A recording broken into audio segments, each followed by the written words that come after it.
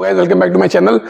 तो बहुत ही दिनों के बाद आज वीडियो यूट्यूब पे आ रही है, तो उसके लिए सबसे पहले तो जितने लोग भी फॉलो किए हुए हैं, चैनल को सब्सक्राइब किए हुए हैं, उनसे मैं माफी मांगना चाहूंगा क्योंकि बीच में थोड़ा ऐसा मतलब बिजी वो हो गया था शेड्यूल कि वीडियो बनाने का बिल्कुल टाइम ही नहीं मिल पाया। फिर थोड़ी सी इंजरी वगैरह भी हाथ में हो गई, तो वीडियो बनाने का टाइम मिल नहीं पाया। तो जितने लोग भी सब्सक्राइब किए हुए हैं, जो सब्सक्राइबर हैं थोड़े बहुत, उनसे मैं हाथ जोड़ के माफी मांगता हूँ कि वीडियो बहुत दिन से मेरे ख्याल से तो 2-3 महीने हो रहे होंगे वीडियो नहीं आ पाई यूट्यूब पे। बट अब कोशिश करूंगा कि थोड़ा टाइम निकाल के यूट्यूब पे वीडियो मैं डालता रहूं, जितना भी थोड़ा बहुत मुझे आता है वो आपके साथ शेयर करता रहूं, ताकि जो लोग भी जुड़े हुए हैं मेरे यूट्यूब चैनल पे और जो भी फॉलो करते हैं 2, 4, 5, 10, 20, 50 जो भी लोग फॉलो करते हैं, कम से कम उनका जो है चीजें वो खराब ना हो, वो अच्छे से वर्कआउट और अच्छे से अपना बॉडी को ट्रांसफॉर्म कर पाए, चाहे गेनिंग करना हो चाहे वो लॉस करना हो।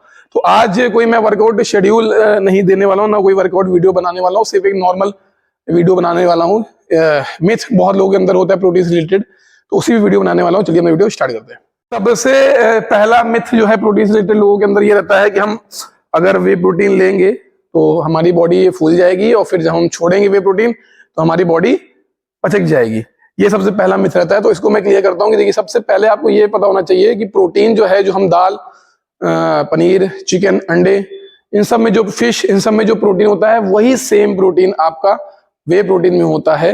तो जब आप ये सारी चीजें खा रहे हैं, स्टार्टिंग से ही खा रहे हैं, आप पनीर खा रहे हैं, जो नॉन वेजिटेरियन अंडे वगैरह चिकन वगैरह खा रहे हैं, तो वो जब आप स्टार्टिंग से खा रहे हैं उससे वो चीज नहीं हो रही है कि आप उसको खा रहे हैं तो वेट बढ़ रहा है और उसको छोड़ दे रहे हैं तो वेट घट जा रहा है, ऐसा तो कुछ होता नहीं उससे। तो सेम चीज ये है कि जब आप वे प्रोटीन ले रहे हैं तो ना आपका वेट ना फूल जाएंगे और ना आप उसको छोड़ने से पचक जाएंगे। अनटिल आपको ये याद होना चाहिए कि आपकी मेंटेनेंस कैलोरी क्या है, आपको अपनी कैलोरी पता होना चाहिए। अगर आप गेन करने जा रहे हैं, वेट गेन कर रहे हैं, तो आपको ये पता होना चाहिए कि हमको 500-600 कैलोरी सरप्लस लेनी है। उसमें आपका वे प्रोटीन की भी कैलोरी ऐड होगी, या गेनर आप ले रहे हैं तो गेनर की भी कैलोरी ऐड होगी।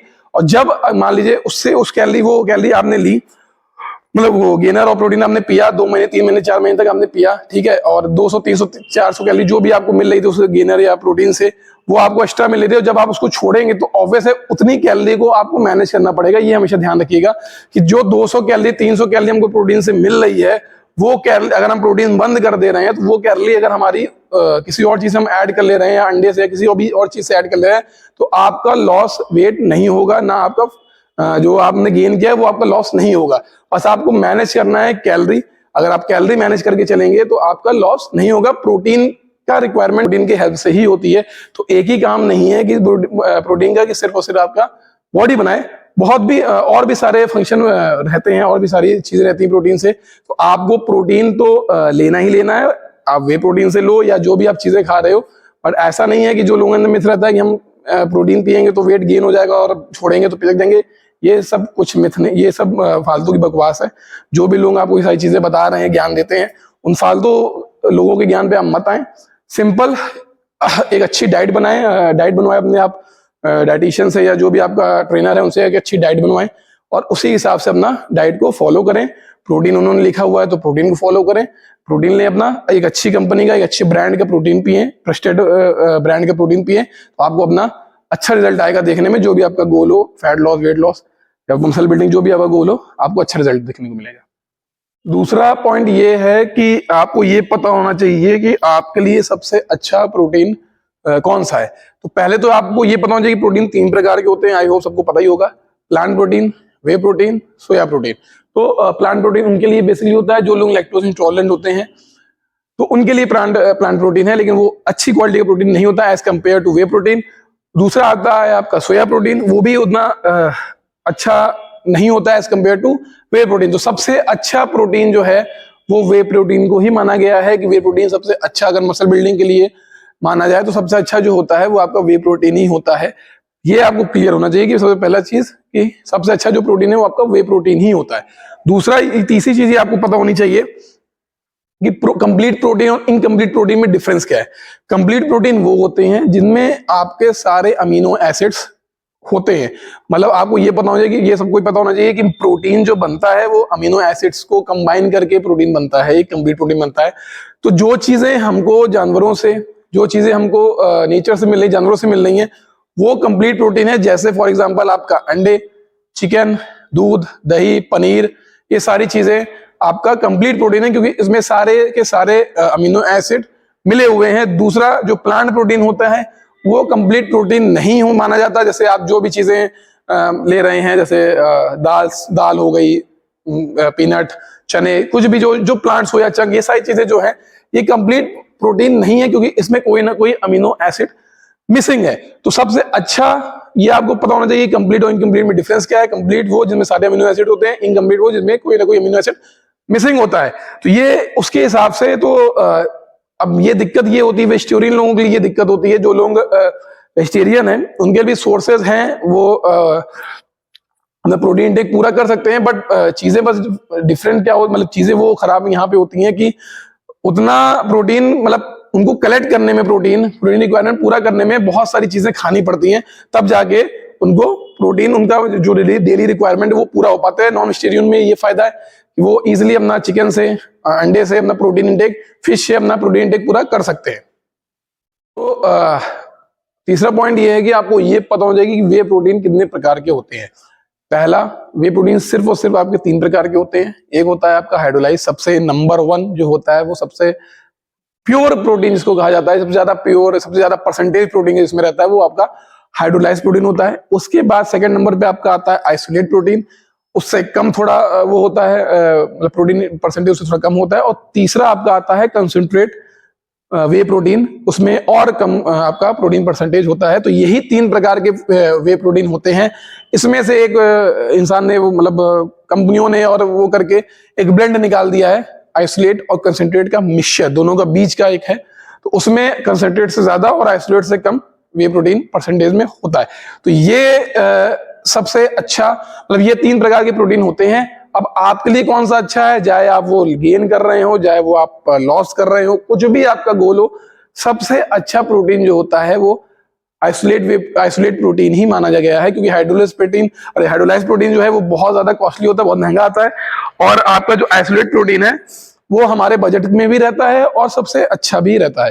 तो अगर आप लेना चाह रहे हैं तो आपको क्लियर होना चाहिए, पहले तो ये क्लियर होना चाहिए कि कंप्लीट और इनकम्प्लीट प्रोटीन क्या है। दूसरा, आपको ये पता होना चाहिए कि हमको वे सोया प्लांट में से कौन सा लेना है। लैक्टोज इंटॉलरेंट अगर आप हैं तो आप वे प्लांट प्रोटीन ले सकते हैं। फिर तीसरा, आपको ये पता होना चाहिए कि तीनों में से हमको लेना कौन सा है, 3 प्रकार के होते हैं, उनमें से हमको लेना कौन सा है। तो आपके लिए सबसे अच्छा आइसोलेट, अगर आपका बजट अलाउ कर रहा है, अदरवाइज बजट अलाउ नहीं कर रहा है तो आप कंसंट्रेट प्रोटीन से भी अपना काम चला सकते हैं। चौथा और लास्ट पॉइंट हमारा ये है कि कई लोग मेरे जिम में भी आते हैं और लोग बोलते हैं कि हम वे प्रोटीन हमने लिया और हमको डाइजेशन इश्यूज हो रहे हैं, डाइजेस्ट नहीं हो रहा है सही से। तो जिनको इस तरह की प्रॉब्लम आ रही है तो उनको ये पता होना चाहिए कि वो लैक्टोज इंटॉलरेंट है। तो जो वो प्रोटीन ले रहे हैं, कंसंट्रेट प्रोटीन अगर वो कंज्यूम कर रहे हैं, तो उसमें वो देखें लैक्टोज होते हैं।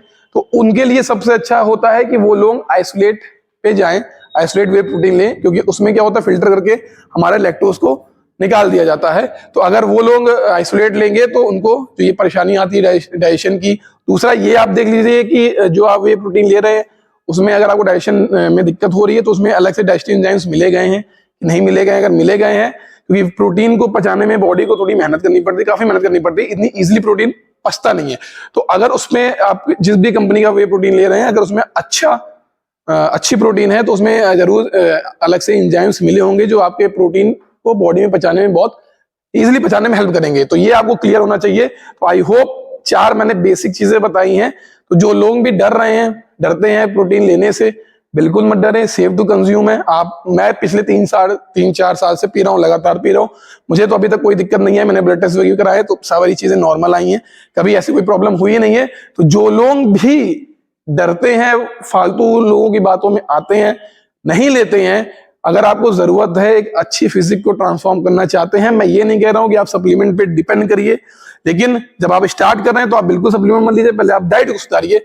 लेकिन जब आप 1 महीने, 1 साल, 2 साल, 1 साल हो गए, आपको 6 महीने, 1 साल हो गए हैं वर्कआउट करते हुए, तब आप जरूर सप्लीमेंट पे जा सकते हैं। क्योंकि सप्लीमेंट कहीं ना कहीं आपको थोड़ा सा हेल्प जरूर करेगा।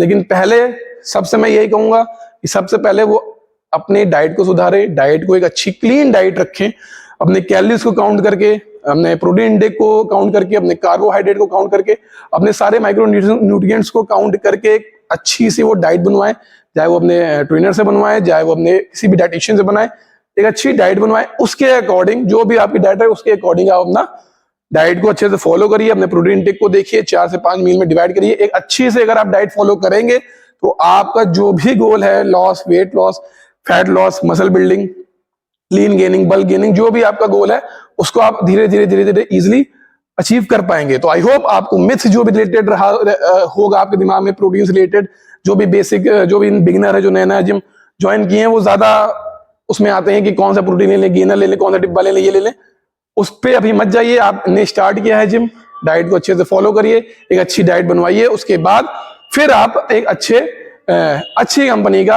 अच्छे अपने ट्रेनर से पूछ के, या जो भी जो आपको लगता है थोड़ा नॉलेजेबल है, भैया जो भी हैं तो नॉलेजेबल है, उनसे पूछ के एक अच्छी कंपनी का प्रोटीन आप लीजिए। एक कंपनी को कम से कम कुछ महीने तक, ये नहीं कि आपने एक महीने एक कंपनी का प्रोटीन किया फिर अगले महीने आपने चेंज कर दिया, इस तरह बिल्कुल मत करिए। एक कंपनी को कम से कम आप 5, 6, 7 महीना, 8 महीना दीजिए, लगातार पीते रहिए, तो रिजल्ट देखने को मिलेगा। आई होप आपको वीडियो समझ में आई होगी। अब मैं कोशिश यही करता रहूंगा कि वीडियो आती रहे, मतलब ऐसा नहीं है कि हफ्ते में 1-2 वीडियो तो आती ही रहे, कोशिश मेरी यही रहेगी, पर टाइम नहीं मिल पाता है, पर मैनेज करेंगे। आई होप मिलते हैं नेक्स्ट वीडियो में, तब तक के लिए नमस्कार।